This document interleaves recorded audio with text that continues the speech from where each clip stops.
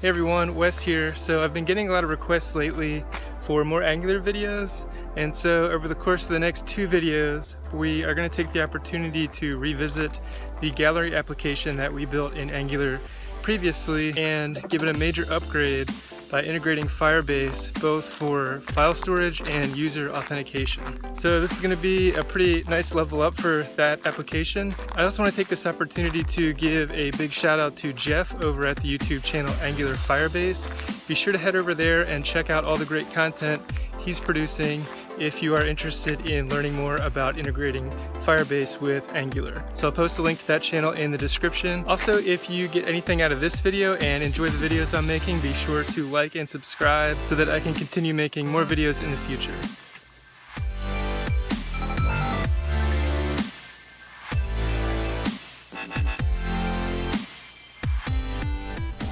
Okay, so here is the latest version of our gallery application, this time wired up with Firebase, providing us a backend for file storage and for user authentication. So the gallery essentially looks the same. So we have a list of images here. One thing that I have removed for the time being is the ability to filter images by category. I've just removed that to attempt to keep this video relatively simple and just focus on the aspect of getting this set up with a Firebase backend.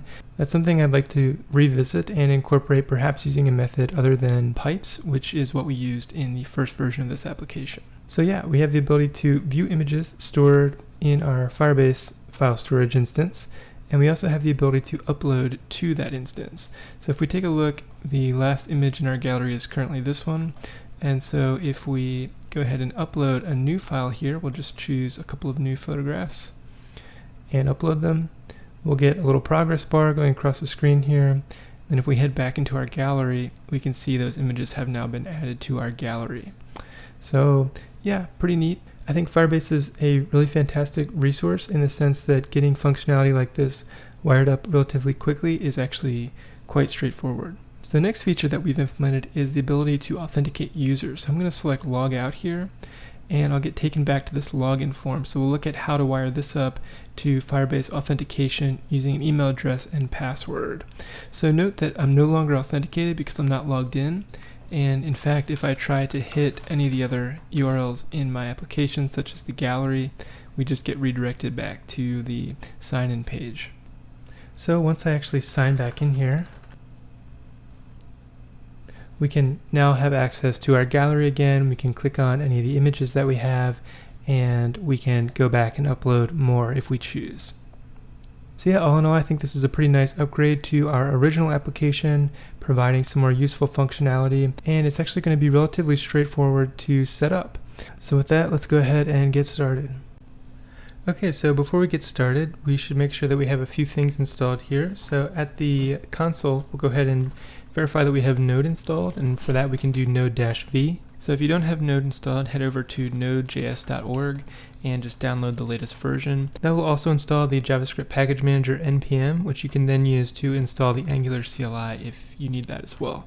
So for that, we can check that we have that installed with ng-v, and you should get something echoing out to the console here to verify that the CLI tool is installed. And finally, we need to make sure that we have TypeScript installed. So for that, we will do tsc-v, and you can see that I have version 2.4.1 of TypeScript. So if you need to install the Angular CLI, just go ahead and run npm install -g @angular/CLI. And if you need to install TypeScript, just npm install -g TypeScript. So once those are set up, we'll use the CLI to generate our new project. So for that, we'll just do ng new, and we'll call it Angular Firebase Gallery. And so you can see that this is going to scaffold out a new project for us with a bunch of new files in directories here. And it's also going to go out and download a bunch of node packages and place them in a node modules directory.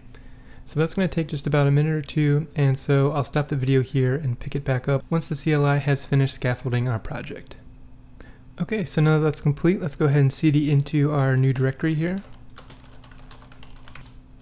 And let's take a look at what's inside the folder here. So you can see that it's initialized a new Git repository, and we have our source directory, node modules, and a number of different JSON and JavaScript files here. So let's go ahead and fire up our text editor and we'll get started looking at some of the code. I'll be using Visual Studio Code for this video. Feel free to use whatever text editor you're most comfortable with. So we'll head over into our new directory here. And so you can see under the source directory we have our app folder here that contains the app component and our app.module.typescript file. And then in the source directory itself at the root we have our index.html, which contains some boilerplate HTML for us here where our app root gets injected. So let's go ahead and fire up the dev server and just see what the base application looks like. So for that we can just type ng-serve. And what this is going to do, if you haven't used it before, is it's going to spin up a little development server where we can visit our application at localhost port 4200. And it's actually going to live reload. So as we make changes to our code, it's going to recompile all of our TypeScript and essentially refresh the application, meaning we don't have to restart the server every time we make changes. So I'm going to open up Chrome and we'll head over to localhost port 4200. So it looks like the CLI has of course generated a working Angular frontend, so we can go ahead and start developing our own features now. So I'm going to minimize this and I'm just going to start another console here and we'll cd back into the projects/Angular Firebase gallery directory. And now we'll use the CLI to generate the various components that we'll require for our app. So for that we'll type ng generate component, and the first one that we'll create will just be our gallery. And so that should be relatively quick. And then the next thing that we'll do is generate a component called image detail. And we'll also generate our navbar.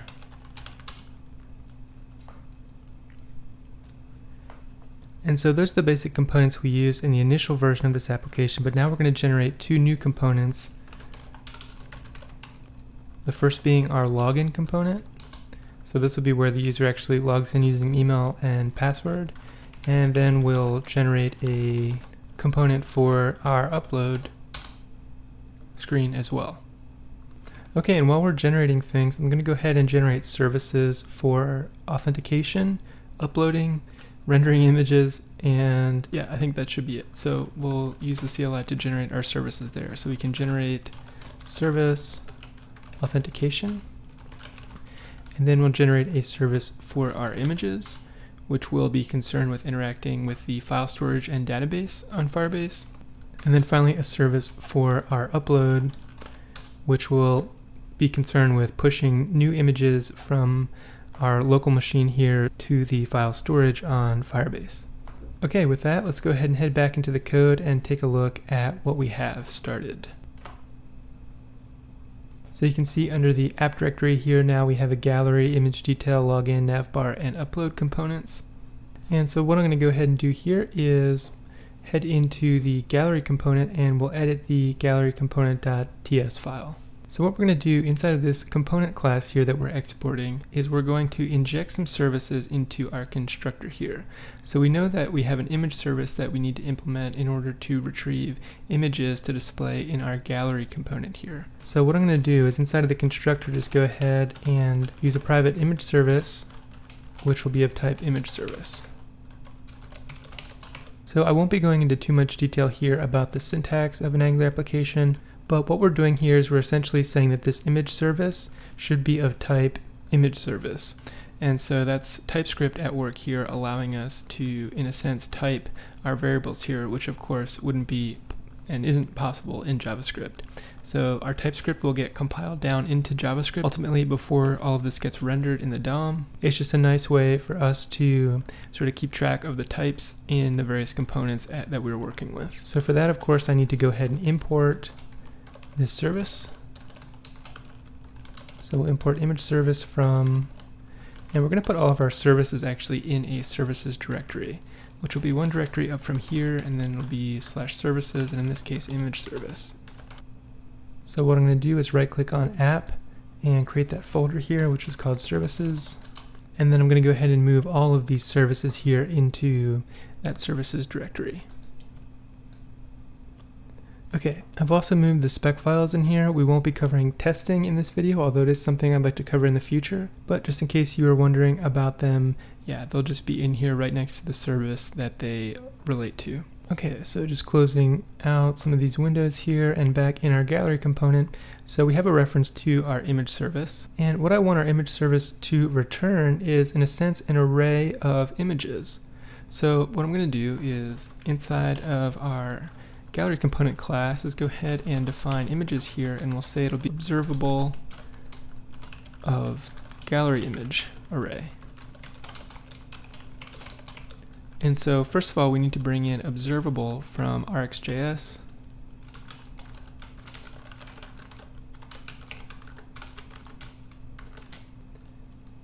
And then next, we need to create this gallery image model that we'll use to represent the type of our images. So I'll import that here, and we'll need to create that class. So I'm going to put it inside a models directory, and we're just going to call it galleryimage.model.ts. So inside the app directory, I'll create a new folder for our models. And in here, I'll create a new file called galleryimage.model.ts. And so we're actually going to represent this as an interface. We could represent this as a class as well. It doesn't really matter too much.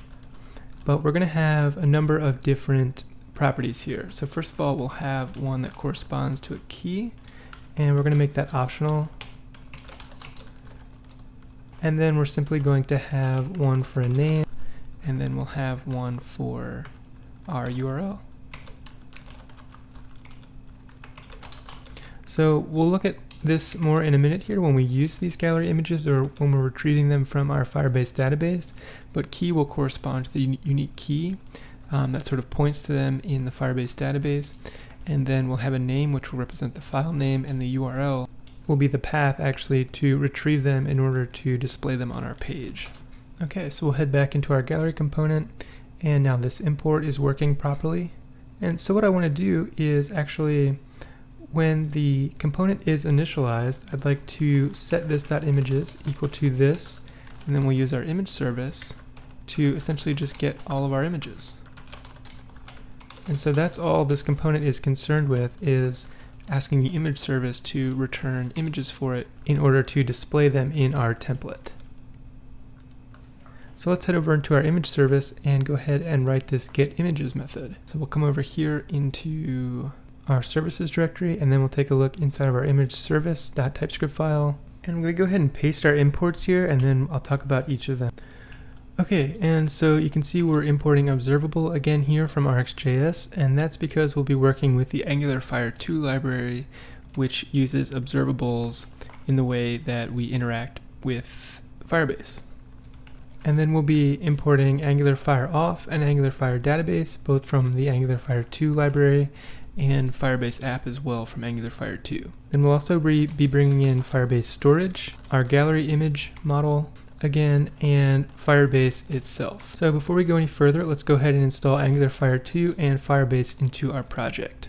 So we'll head back to the console, and here we just need to npm install -save Firebase as well as Angular Fire 2. Okay, once that's complete, let's head back into our code here. And we'll go ahead and refresh this. And so it looks like our imports are working now. If you still see a red line under them and you're using Visual Studio Code, just go ahead and close out the tab where you're seeing the import warnings and then reopen it, and they should disappear if both of these libraries installed correctly. So inside of our constructor here for this service, we need to go ahead and create a reference to Angular Fire Authentication and an Angular Fire database. And so I want to store a reference to the user ID who's authenticated so that it can be tracked. And so we'll store that in a private string UID. And so what we'll do actually inside of our constructor here is we'll make a reference to our authentication service, and we'll use auth state, which is an observable that we can subscribe to. And so here we'll say if auth is not undefined and it's also not null, then we'll set the user ID here equal to the user ID that gets returned from this observable here. right? It's going to yell at me here for some white space.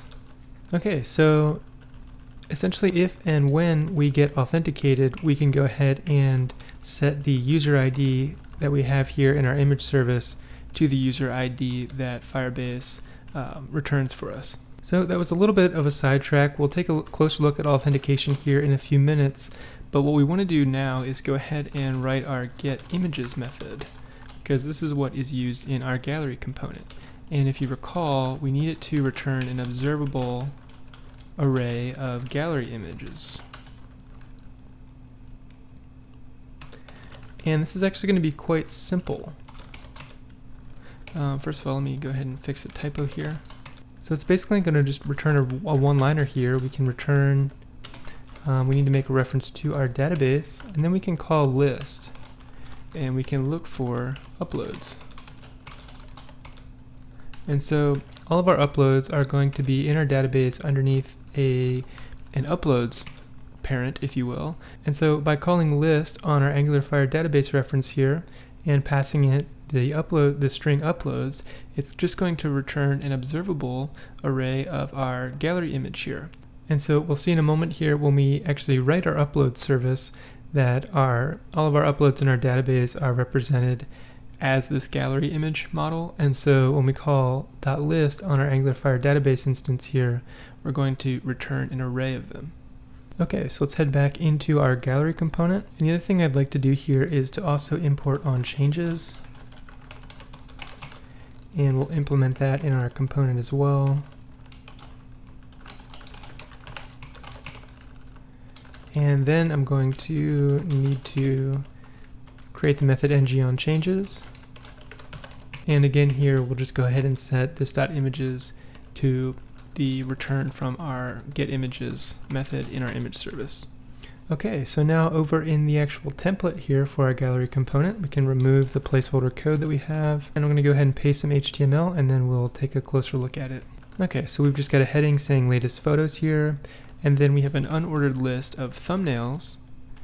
And in each of our list items here, we're going to essentially put out the image URL inside of an image tag. And so we use this *ng for loop with the syntax let image of images. So if you recall back in our component, we have our images property. And so we're saying for each of the gallery images in our observable array here, then we're going to have a link that links to the image / then the image key that's coming back from the database. And then we're also going to set the image source to the image URL that's coming back on that image object as well. And so this pipe async here is actually really cool. This allows us to subscribe to our images observable directly in our template. So you can use it to actually subscribe to any observable or even a promise, and it will just return the latest value on the property here that has been emitted. Okay, so you can see that once again we'll be doing some routing here as we did in the original version of this application, but rather than using some sort of ID that we manually create, we're going to use this unique key that Firebase is providing back to us for the actual URL. So we could do that a number of different ways. We could actually set like an integer on each upload that we do that iterates somehow. I think that could get kind of messy. I mean, there are certainly ways we could do it, but it should suffice in our case here. Just use the key that comes back from Firebase, and we'll take a look at that in a few minutes when we start our Firebase instance. It's just going to be a relatively short alphanumeric string, and so it should work just fine in our URL. Okay, so I'm going to go ahead and paste in some CSS here as well. Okay, so I've just got some very basic styling here on our unordered list, as well as on a thumbnail class here, or .tn class. So this will be applied to each of our images, and also just a bit of margin here at the bottom of our h2 tag, which is used for the heading on this component. Okay, so I'm going to head back now into our gallery component, and that I believe is looking more or less complete. So let's go ahead and head back to the console. And we're going to go ahead and stop the server and restart it, because it's going to tell us that, because we actually installed some new packages here. So what I'd like to do is go ahead and stop and restart. And then we'll see if we have any other existing errors. Okay, so everything has compiled now. So what I think I'd like to do next is to go ahead and wire up our authentication form, so our login component, and we'll see how to get that working. So we'll come down here and we'll revisit our gallery component in a little while. And I'm just going to go ahead and close out some of these open tabs. And let's go down now into our login component. So we'll visit the login component TypeScript file. And so our login component is going to make 2 more imports.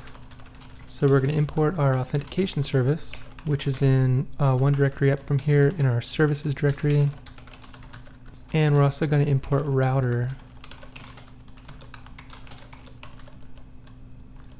from @Angular/router. So before we go any further here, let's go ahead and create our routes. So inside of the source directory, I'm actually going to go ahead and create a new file, and we're just going to call it routes.ts. And what we need to do here is to once again import routes. I'm just going to copy it from here, and instead of router, we actually want to import routes.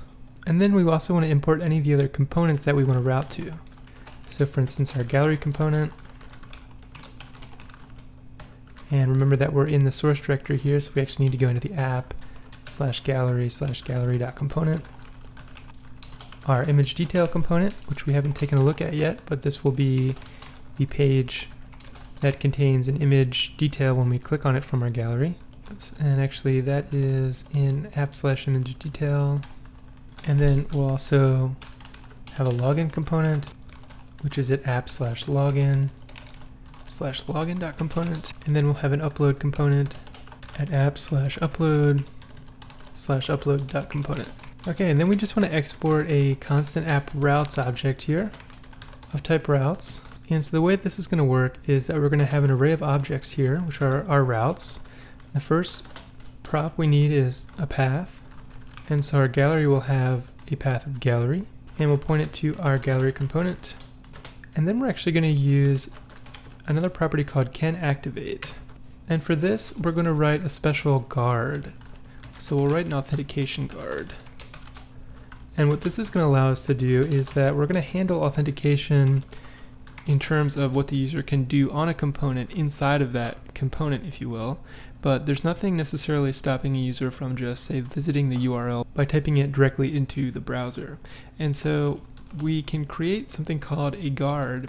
In this case, we'll create an authentication guard to prevent the user from visiting or interacting with any component without first authenticating. And so we'll import that in just a moment here, but let's go ahead and finish out our routes. So we'll have our upload component, which we also want to guard against unauthenticated users from using. We'll have our image detail, which will have a route of image and then /ID of that particular image.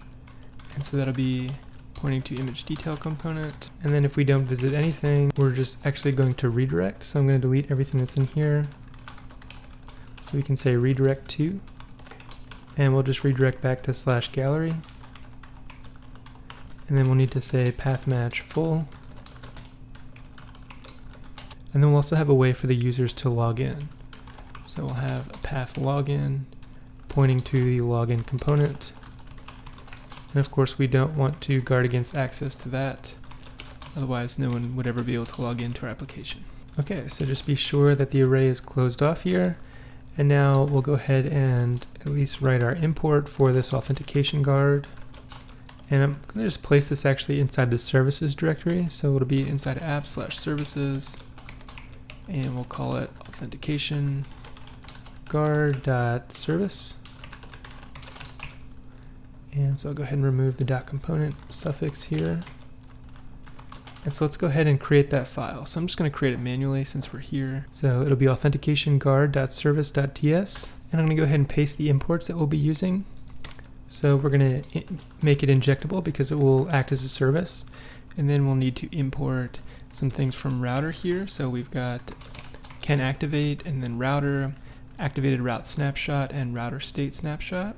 Then we're going to import both map and take from RxJS and observable also from RxJS. Then we'll also import Firebase and Angular Fire off. So since we didn't use the CLI to generate the service here, we'll just need to manually type some of this out. And we'll say that it implements canActivate, which is coming from Angular router. And so the first thing that we'll do is go ahead and create our constructor, and we're going to pass it Angular Fire Auth and router. And so we're going to store an instance of a Firebase user. So let's go ahead and actually create that here. So we'll say user, it's an observable of type Firebase user. And so in our constructor, we'll set this user to Angular Fire Auth.auth state. So this is actually an observable of a Firebase user. So we can just say can activate, and we're going to pass it a route of type activated route snapshot and a router state snapshot. And so just as the name implies here, the router state snapshot is actually an interface that represents the state of the router at any particular moment in time. An activated route snapshot contains information about a route that's associated with a particular component, and according to the Angular Fire docs, it can also be used to traverse the router state tree. So let's go ahead and fill this method out. It's basically going to return our user, which again is an observable. And so we're going to call map here, and we'll write an arrow function. And we'll say if not authorized, then this.router, and we can call navigate by URL, and we'll navigate it to login. So by navigating to login, we will then activate our login component. So in other words, if a user is not authorized, we're going to force them to try to log into the application, and we're not going to allow them to activate a protected route. And so we'll return false. Otherwise, we'll return true. And we're calling map here, but we're only concerned with a single instance here, so we're just going to take one, which will be the only instance. All right, so I'm just going to go ahead and clean some of this up, just so the linter is happy. And that's basically what we need for our authentication guard. Let's double check the console, make sure everything is still building properly. All right, it looks like we're good so far. Okay, and since our authentication guard is decorated with an injectable decorator here, we do need to actually register it in our app.module here as a provider. And so inside of our providers array here, I'm actually just also going to put the rest of our services. So first of all, we have our authentication guard, we have our authentication service, and our image service, and our upload service. All right, and just to make this a little bit more readable, I'm going to put these out on separate lines. Okay, and yep, it still wants to get upset about some white space here. Okay, so at the top of our file now, I'm going to go ahead and import those services. So the first is actually our guard, which will be our authentication guard. Okay, so we know actually all of these are going to be in the services directory, so I'm just going to go ahead and do that all at once here. And everything here will be something.service. And so the first one can actually just be our upload service, because that will be located at the correct path here already. And then we'll have our authentication service. That'll be at services/authentication.service. And we'll have our image service at image.service. And then finally here we'll have our authentication guard from our services/authentication guard.service. Okay, so that looks correct. While we're in here, I can also go ahead and bring in our routes. So app routes from, and this one is actually just one directory up at routes. So it'll be /routes. I'll just fix a typo here. Okay, and I also need to bring in router module. So I'll put that at the top here from at Angular/router. The other thing I'll bring in here is the forms module from at Angular/forms. And then we just need to actually bring in some of our Angular Fire modules as well. So it'll be our Angular Fire module, our Angular Fire database module, and our Angular Fire auth module. And these will be from Angular Fire 2, Angular Fire 2/database, and Angular Fire 2/auth, respectively. Okay, so we'll scroll down here now, and we'll fill out the remaining set of our imports array here. Forms module, router module, and here we need to call for root on our app routes. And we need to call Angular Fire module .initialize app with our environment.firebase. And for that, we actually, reminds me we need to import our environment. And this will just be from, looks like, one directory up, and then in our environments/environment. So just quickly heading back down here, and 2 more Angular Fire imports here, our Angular Fire database module. So this will only be needed for database features. So for instance, when we're looking for images in our database, of course, and then the Angular Fire auth module, which will of course be required for authentication. Okay, so I believe that is everything that we require currently in our app.module file. So I'm gonna go ahead and close that out for now. And yeah, finally back over to our login component. So head over to login component.ts, and here inside our constructor, we will provide a private auth service. We have type authentication service and a private router, which will of course be of type router. And I'm actually going to remove the ng on init method here so I can get rid of the implementation. And we're just going to have a simple sign-in method. And so we're going to use the auth service for that. So we can say this.auth service.login. And so when we set up our Firebase authentication, we're going to use email and password. So we just need to pass it an email, which we'll have a property for on this class, and a password. So let's go ahead and create those. And they'll both just simply be of type string. And so this will be a promise. So we can call .then, and if it resolves, and when it resolves, we will navigate to our gallery component. Right? Otherwise, if we have some type of error where we can't authenticate, we can basically set another string for an error message here, and we'll simply set this error message to the message on the error. So that'll get returned if we have some problem logging in here. And so let's go ahead and write our simple login method here, which is just going to make a call out to Firebase. So we need to write that. So let's head into our authentication service. If you're using Visual Studio Code, by the way, you can hit F12 here, and it will take you directly to the implementation of whatever it is that you've clicked on. So our authentication service will be pretty thin. It's basically just going to be used to interact with the Firebase API for, I should say the Angular Fire API for interacting with Firebase. And so I'm going to go ahead and paste our imports here. So we'll be using injectable, of course, because this is a service, and we'll be using the Angular Fire 2 authentication module as well as Firebase, and we'll be using observables from RxJS, and then we'll have this user model that we need to create in order to represent our user that gets authenticated. So if we head over into our models folder here, I'm going to create a new file, and we're just going to call it user.model.ts. And for now, we'll have a very simple user interface. Again, this could be a user class perhaps, but we're going to have a user ID, and again, I'm just going to make everything here optional, and password. Seems like since this is an interface and everything here is optional, it doesn't really make much sense anyway, but I'll make it a class. So back in our authentication service, I'll have a private user, which will be an observable Firebase user. And then in our constructor here, we're going to go ahead and use Angular Fire auth, and we'll set this user equal to the auth state once again. Oops. Okay, and just need to fix another typo here as well. Okay. Alright, so our login method will take a user of type user. This is our new user model, and we're simply going to return this .angularfireauth.auth.signin with email and password.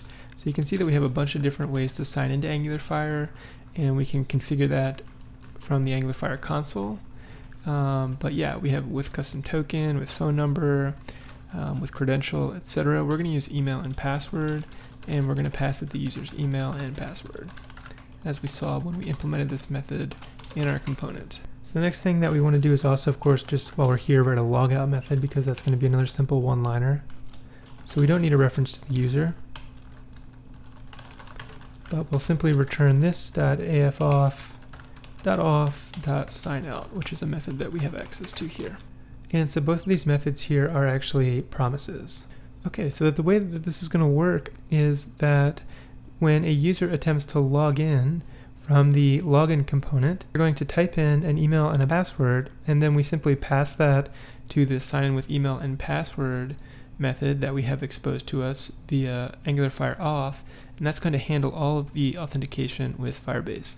So it's actually quite simple once we just set up authentication from the Firebase end. And one of the things that's going to be affected whether, when the user is signed in is our navigation bar. So we want to provide the ability for the user to click on a login link if they are not authenticated, and then we only want to show sign out to the user when they are authenticated. So let's head into our navbar, and I'm going to minimize some of these other directories here for now. So inside of our navbar.html, I'm going to go ahead and paste some HTML here, and we'll look at what I've set up. So we're going to have a row and then just some standard Bootstrap Navbar HTML here. We are going to have the title of our application here, and then I have two sets of unordered lists. So I have one list that's going to show if the user.userid exists. So that's what we're using the ngIf here for.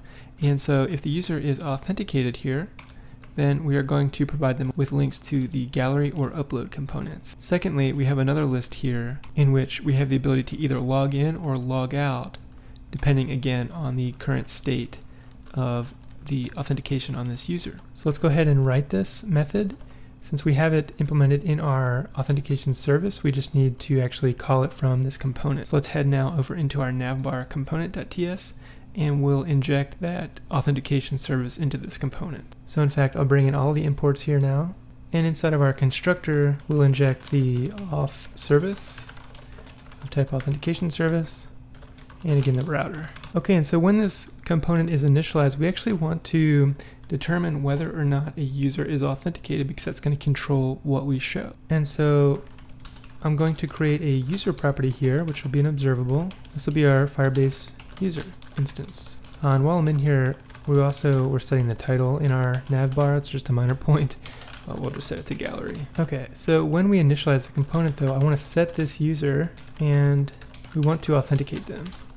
Okay, so when we initialize this component anyway, we want to set this user to the authenticated user that we returned from our authentication service. So what I'm going to do is head over into our authentication service and write that third method. So we've got login, logout, and then we want to return the authenticated user as well. So we have that here in the constructor of our authentication service. We set this.user equal to the auth state, which returns an observable Firebase user via our Angular Fire Auth library. So let's go ahead and just return this.user. So back in our navbar component, if our user has a user ID, if you recall from the template here,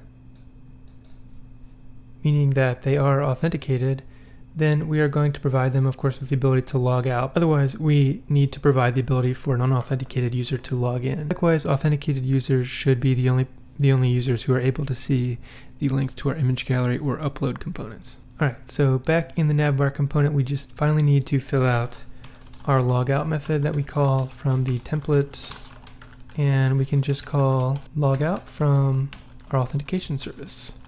And if you recall, that is a promise. So we'll say that when that occurs, so when it's resolved, we will navigate back to our base URL. And I just need to fix a typo here. So we need to inject a router, and I called it router here. And so that is corresponding to this router, and it's just going to navigate back home, if you will, after we log out. Okay, let's head over to the console and see if we have any errors that we need to take care of before we move forward. All right, and we are getting an error that Firebase does not exist on type production boolean. Okay, that's because we have actually not set up Firebase yet. So we've been working with Firebase via these APIs here, but of course we actually need to set up Firebase via the Firebase console next. So I'm going to head over to Firebase now and we'll set that up. So if you head here to the Firebase console, go ahead and log in, and we're going to add a new project. And so we're going to call this whatever you want to call it. So we'll call it Angular Gallery. Okay, and so now what we want to do is go ahead and select this Add Firebase to your web app. So I'm going to select this, and then what I'm going to do is go ahead and select everything inside of this config object here.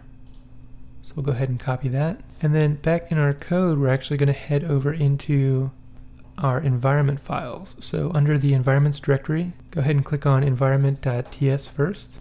And here we're going to just put a comma after production here. I'm just going to go ahead and copy this in, and instead of var config, we're just going to call it Firebase, and I'm going to remove this semicolon, and the linter is just upset that each of these strings has double quotes around it, so I'm going to go ahead and fix that really quickly as well. While I was doing that, I figured I might as well just go ahead and plug a Vim plugin. If you use Vim to do editing, using Tim Pope's plugin Surround is really helpful there. So if you have quotes around a string like this, then you can just actually type CS, in other words, like change surround, and then double quotes, single quotes, or whatever you're changing from and to. That's a really quick way to actually resolve those types of issues.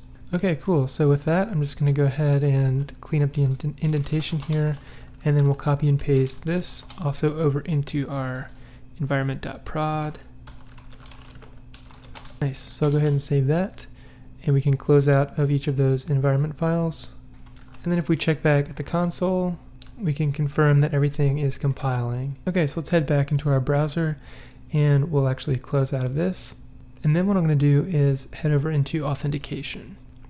So here we're going to click Setup Sign-In Method, and we're just going to select email and password.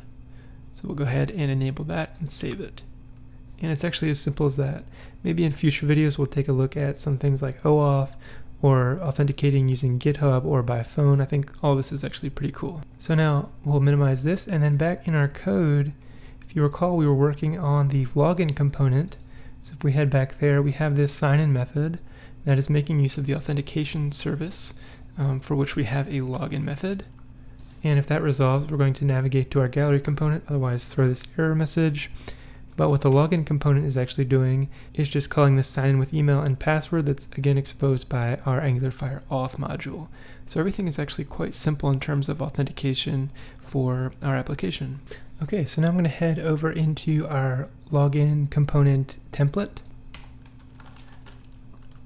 Okay, I'm going to go ahead and type some HTML here very quickly. We'll have a class container, and then inside of this div, of course, we'll have our form, and we're going to use this syntax, and we set this to ng form. Oops, I need to correct a typo here.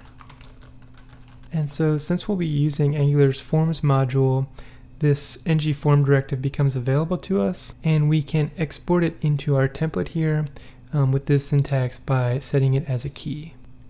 And this is going to be really useful for ultimately making a much more powerful form. So we're going to be able to do some validation as well as provide feedback to the user based on like the state of our form. So let's go ahead and first I'll just put a heading here of login, and then we'll have a div class form group.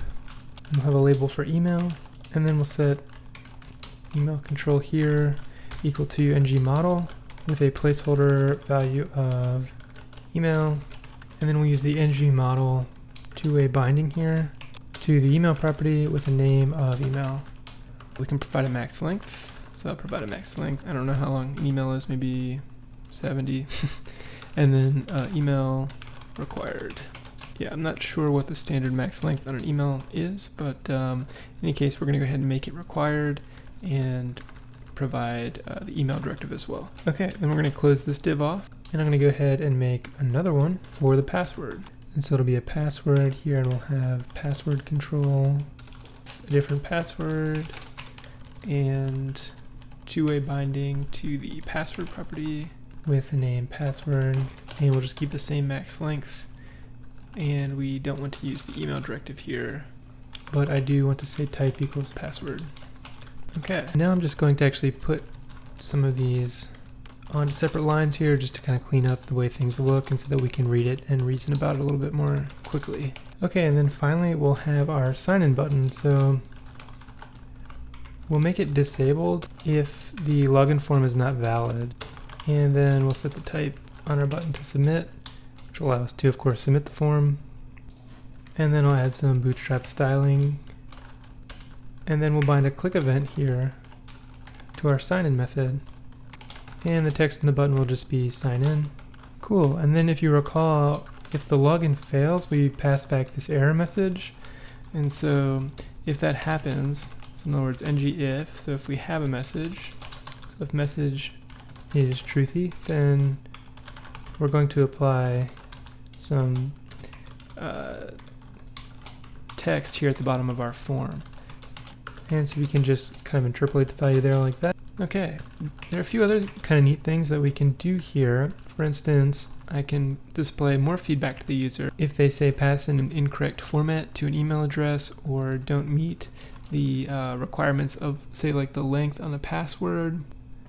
First, I'd like to just confirm that we can log into Firebase and that everything is wired up correctly before we add any more complexity to this form. So let's head to the console very quickly and check that everything is compiling. And so that looks good. So now I'm going to head actually into Firebase and we're going to set up a user. And the way that we'll do that is if you just select users here under the authentication page, we're going to go ahead and add a user. I'm just going to use my email here and make up a password.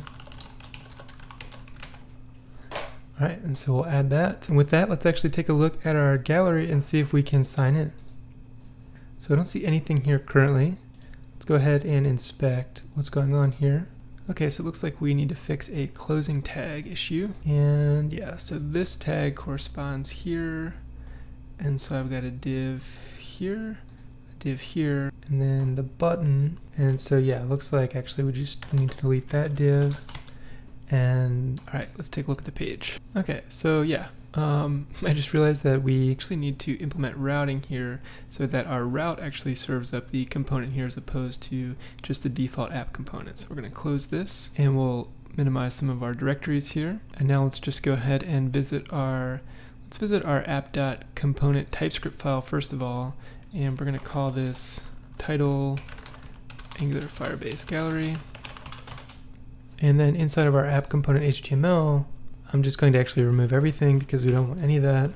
And we're going to create a container class here, a container div, and we're going to have our navbar at the top, and then we'll have our router outlet here underneath.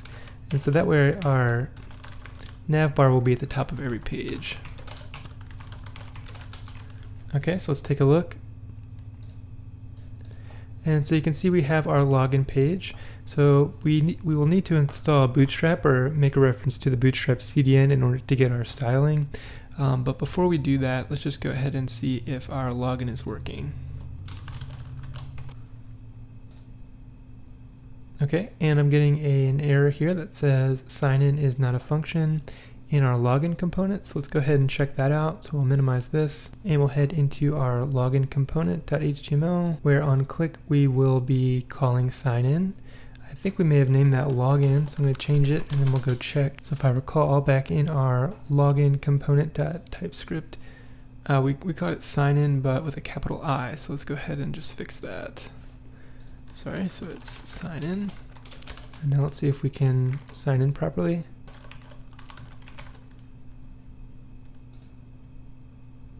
And yeah, so you can see that we are now actually able to sign in. When we authenticated, we're now taken to the gallery URL. And so if we click log out, we now are logged out and we're brought back to the login page. So I'll go ahead and sign in again. And let's just copy the URL here and log out and then see if we can visit it while we're not authenticated. And you can see that that's working properly. Our guard is preventing us from being able to hit that component just directly by typing the URL in. So I'm going to go ahead and sign in again.